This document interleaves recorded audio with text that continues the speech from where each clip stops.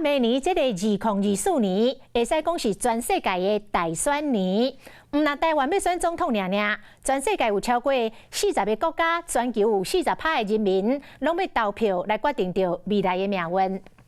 这个美国有线电视新闻网 CNN 是甲民进党的候选人赖清德、甲印度的总理、甲俄罗斯的总统、甲美国要选总统的川普、甲拜登、甲拜做伙，讲台湾恐惊会是上界关键的一战，将会影响到世界局势的发展。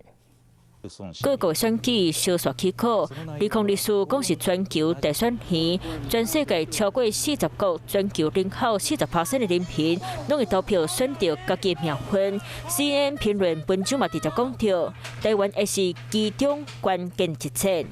世界强国领导人拜一拜，会面内底将印度总理莫迪、俄罗斯总统普京，佮要选北京大会的拜登、川普共庆，其中民进党候选人赖清德嘛摆伫内底。CNN 评论讲，民进党议会有优势领先，不过民进党的候选人赖清德服中阁是真讨厌，因为伊答应要继续坚定捍卫现任总统蔡英文制定的台湾主权，佮伫咧上尾一段讲到，台湾选民若是维持现状，互民进党继续连侵，伊个北京会加大压力。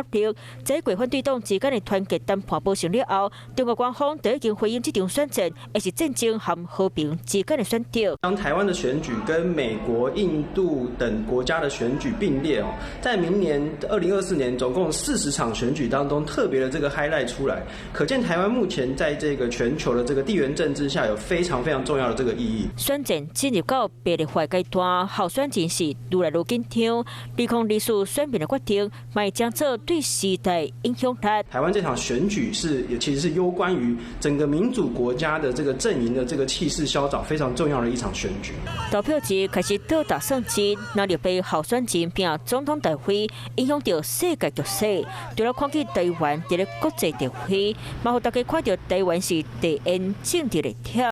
Hello， 大家好，我是林依文。想要抢先掌握最及时的新闻资讯吗？赶快订阅、按赞、开启小铃铛，锁定华视新闻的 YouTube 频道。